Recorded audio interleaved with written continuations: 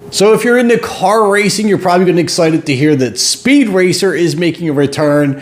PlayStation's famous video game Gran Turismo is getting a movie. We also have our first looks at the Blue Beetle suit and set photos from that movie. And believe it or not, we're getting a Winnie the Pooh horror movie. I know, it's weird.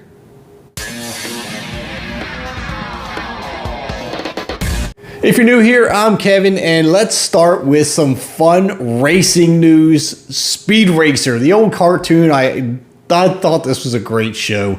I watched it on and off. Then it turned movie, live action, and I couldn't get into that. I didn't like the way they represented the show in the live action movie. It just didn't feel right. It felt very gimmicky and weird, and I couldn't get down with it. But it's good to hear that they're going to try it again. Hopefully they don't screw this one up. They're going to do it in TV series form. So according to Empire, the Warner Brothers studios have turned to producer J.J. Abrams, of all people, to produce the new live-action show, which is in development for Apple TV+. It says the latest series will drive back to the source material, turning the manga series into a show, though details beyond that are scarce. Now, I feel like this could be a good redemption for the movie that I just don't think did very well. People wanted to love it, but they just couldn't because it was weird and gimmicky, like I said, and it just didn't work. But it could be done better in series, I think. The series could explore more the same way that the cartoon did, and I just don't think it was really set up well for a movie. But if you've seen Speed Racer before and you are a fan, drop your comments down below. Let me know what you think of a new live action series. Now, moving on from there, we're going to take our first looks at the Blue Beetle suit. Now, I'm going to be completely honest. This is not a character that I ever followed. I don't know a whole lot about him other than what I just read in his origin stories. So this is going to be completely new to me.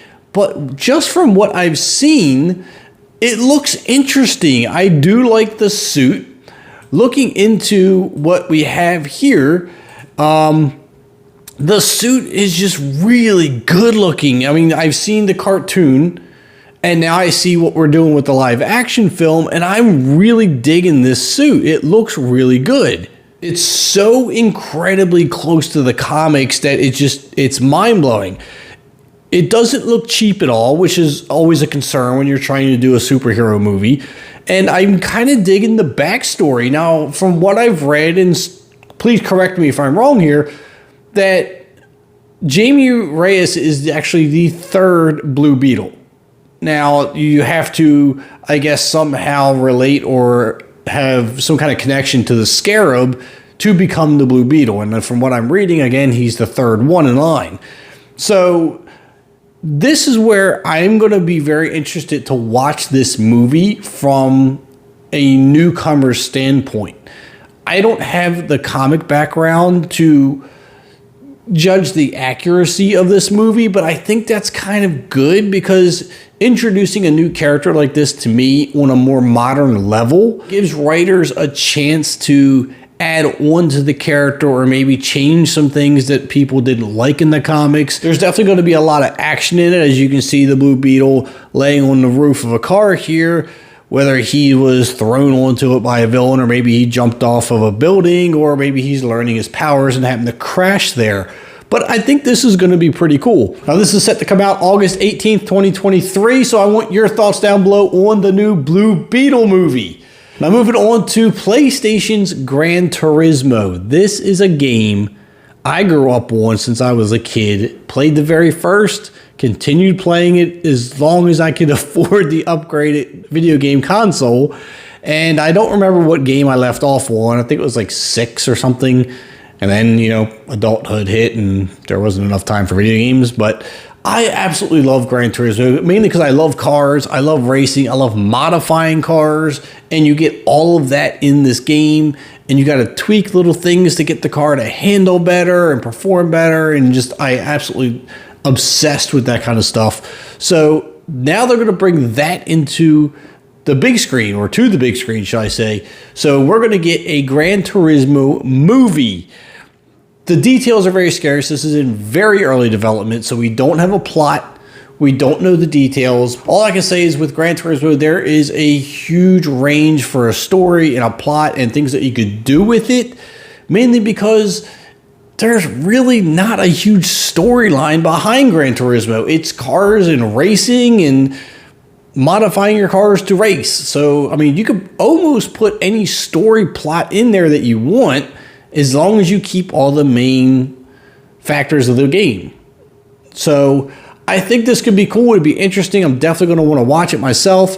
Now, it does say that Sony is eyeing up District 9 to direct it. Now, I can totally see a couple race teams getting together, buying up cars, modifying them, racing each other for money. I think that could be a pretty cool movie. So I want your thoughts down below on Gran Turismo turning into a movie. I know there's a huge fan base for this game, so I think it's going to be very important to get it right, make fans happy, and I want to know what fans out there are excited to see it. Now, the last story I have is a doozy. We all know the Disney cartoon or Disney movie Winnie the Pooh. I am a big Winnie the Pooh fan. I watched this movie over and over as a kid, and I love his fun-loving, easygoing character. And even when he gets into a predicament that's not so ideal, he simply just goes, "Oh, bother." And I think that makes me laugh every time I hear him say that. And his obsession with honey. But now we're going to get a horror version of Winnie the Pooh. I saw this and I was like, you know what? This has got to be a joke. There's got to be something going on it can't be real. I originally saw the article in Bloody Disgusting. I kind of dismissed it. It's making its way around almost every website and I can't ignore it anymore. So what we have here, according to Bloody Disgusting's article, is Pooh and Piglet go on a rampage.